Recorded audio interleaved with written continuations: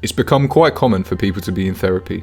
Some of, if not most of your favourite online personalities and celebrities are currently or have recently been in therapy. But it doesn't work. Therapy doesn't make you feel better, and it doesn't improve your quality of life. To have a conversation in good faith, we should first be clear on the discussion points. Therapy is the act of visiting or speaking with a licensed psychologist or therapist to talk about whatever's going on in your life, which is usually, but not always, a paid service. Therapists with high net worth clients can easily earn 6 or 7 figures annually. But that was already obvious, and I doubt anyone watching is confused about what therapy is. So what does it mean for therapy is not working? If you take your car to a mechanic and ask them to replace the gearbox, it's very clear what you're paying for and what service should be completed at the end of the transaction. For therapy, there's no such clarity. In fact, most therapists would have you believe that you should be in therapy for your entire life, whether you feel you need it or not. Mental health is important, but so is avoiding being scammed. I'm not being hyperbolic when I call therapy a scam, and by the end of the video, hopefully you'll understand why I say that.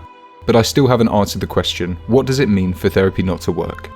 For this, I first have to answer something else. A lot of people turn to therapy when they hit rock bottom, when they feel like they have nothing to live for, nowhere to go, and nobody to care what happens to them. Other than in exceptionally rare cases, this just isn't true. Almost everybody has someone that cares about them. Friends, family, colleagues, even just people that they talk to at the local pub. Oh, well, I'm one of the exceptions. He has to say almost everybody because people like me are alone. Nah, I don't know you, but you're wrong. There are people that care about you. You're just so set in your ways that you can't accept people who are right in front of your face trying to help you. Don't be so self-absorbed in your own self-pity that you neglect a hand reaching to help you. Even if you don't leave your basement and spend all day on Discord or Reddit, the people you talk to every day care about you. They want what's best for you. Therapists would love for you to believe that the only way that you can be happy is to pay them £50 an hour and visit them weekly. If therapy is the biggest scam, the second biggest is happiness. Why would you aim for and spend your life trying to achieve an emotion so fleeting? By definition, you can't be happy all the time. If everything was always wonderful and fine, sunshine and rainbows, what would you have to compare it to? You can't have the highs without the lows, the same way that a roller coaster that never left the ground would be really boring. So for therapy to work, you need to leave the office feeling better than when you came in. Anecdotally, I don't believe that I know a single person who has found help in therapy, or at least more help than they could have gotten just by leaning on friends. So we need to add that for therapy to work, it needs to provide more meaningful support than a person could otherwise gain within their social circles, as well as being reasonably priced and to feel like a good investment of time. What would the service look like if this was true? A therapist would need to have significant knowledge of your personal situation, as well as general psychological traits and societal guidelines, be relatively low cost or even free, and have you leave every single session happier than when you came in. This isn't possible. How could a therapist with 100 clients understand your life better than your 5 closest friends? How could a therapist work for free if they need to pay thousands of pounds in monthly rent? And what if you're just having a bad day? Sometimes, happiness is the last thing that you want to feel, and most of the time is something unattainable. So if a therapist can't meaningfully keep up with your life while staying low cost, can't guarantee you happiness, and can't prevent your loneliness, then how could it ever feel like a good time investment? A lot of therapy now is done via Zoom calls and phone calls. It saves the need for office space and means that clients don't need to travel.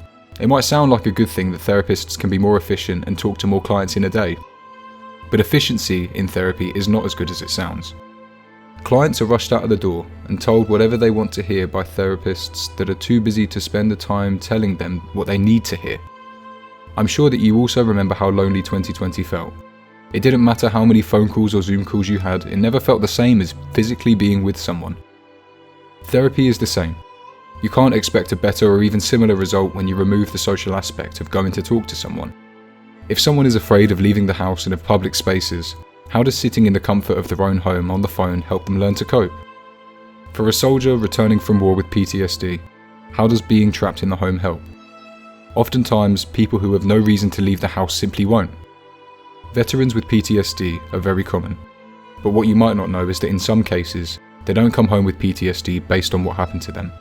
Not even based on things they saw, but because of the things that they did. They realised what humans are capable of and don't know how to deal with that or how to look at people the same way after what they've done. To fight for your life and take the life from someone else. Nowhere feels safe, for you or from you. A therapist isn't going to understand any of this. What will help, and what does help, is relationships with people who share your struggle, to learn from those who have already been there and to use the support of the group to build better habits. Habits like going to the gym, running or yoga can be a great place to start and be infinitely more rewarding than talking to a therapist. But I say that as a man, so maybe excuse my reference point. Men and women have different ways of thinking, in large part due to chemical differences in the brain. The obvious ones are testosterone and estrogen, but vasopressin and oxytocin are also important. Therapy is bad for both men and women, and I'll tell you why. Vasopressin is a chemical found in both men and women, but in much higher quantities in men. It is how men build relationships. Vasopressin can be thought of as something that is released when you feel useful. When you build a shed for a grandmother or help her carry her shopping, for men it is extremely important for mood regulation. If you're depressed, try being useful to people and your depression won't last long. Oxytocin is often called the love hormone. This is found in both men and women, but in much higher quantities in women. This is how women form bonds and relationships. It's released when you feel close to someone and when you feel valued. One of the best ways to feel valued by someone is to talk to them, have them listen to you, really listen, and care about what it is that you say. Not just be waiting for you to stop talking so that then they can speak again. So women create bonds by talking, and men create bonds by doing. You can see the differences in real time with brain scans. When women talk about a current problem that they're dealing with, blood moves away from the emotional part of the brain and into the logical part of the brain, which reduces anxiety and allows for clearer thinking. For men, the opposite happens. Blood moves away from the logical part of the brain and into the emotional part of the brain, which increases anxiety and makes the problem seem more hopeless. This means that by default, therapy does not work for men. Every time they sit in the chair and start talking, they feel anxious. Their problems feel unbeatable and the therapist makes assumptions that this anxious mess in front of them is the default. They take the non-existent problem and make it seem even bigger. Not because they are evil, but because they don't have time to think about it twice. They make an assumption and run with it. So is therapy automatically good for women? Not necessarily. If women can't find someone who cares enough about them to listen to them talk without having to pay for it, we've got big problems. And we do have big problems, which is why I'm not short on ideas for future videos. But for now, this is about therapy. Women often fight against the idea that they're causing the problem, and that they need to change or adapt. Men aren't above this though, especially not today. For thousands of years, artists and philosophers have portrayed the masculine as order and the feminine as chaos. As a society becomes more masculine, it becomes more structured and more ordered, like we see in the growth of just about any great empire or country that you wish to use an example. The collapse is usually brought about by the feminization of the society. Standards start to slip, equal outcome becomes a hot topic rather than excellence. Lust and greed affect the morally corrupt until there is nobody left with morals. Theft, violence, and assault endanger both men and women. But what does any of this have to do with therapy being bad for women? It's a false feedback loop. Like I already said, therapists often tell people what they want to hear.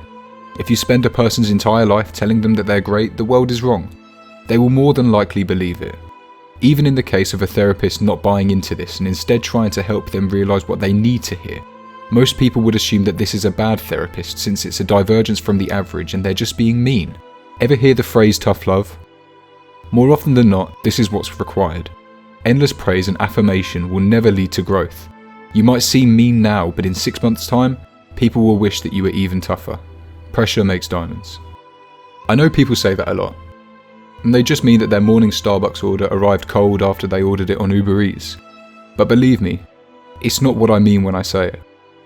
But it does work as a great example for what a therapist might be likely to say versus what they should say. Hell, maybe they should even congratulate the client for actually eating breakfast or avoiding ordering McDonald's instead. Praise is a good thing, and it's very necessary, but it should be reserved for when it's justified. A therapist might also completely ignore such a remark and ask about something else. What I believe should be discussed is how it's not a good thing that such a minor inconvenience can flip your entire mood, that you could prepare the same thing at home each morning for a fraction of the price, and even for a fraction of the time. Try ordering a bacon sandwich from somewhere and start to prepare one at the same time. Making it yourself will take you all of 5 minutes, whereas ordering it might have you waiting for 20 minutes. So before you use efficiency or being busy as an excuse, remember how little effort it takes to eat well. It's amazing what you learn about people just based on small things they say.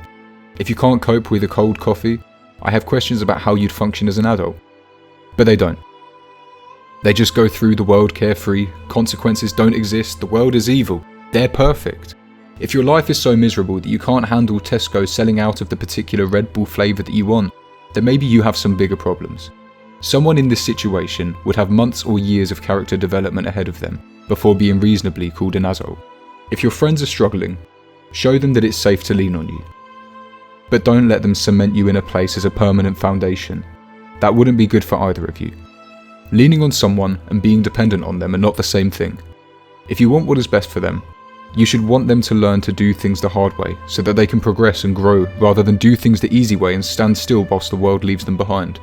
If you are in therapy or someone you care about, don't take my words for gospel. I'm just a bitter guy on the internet.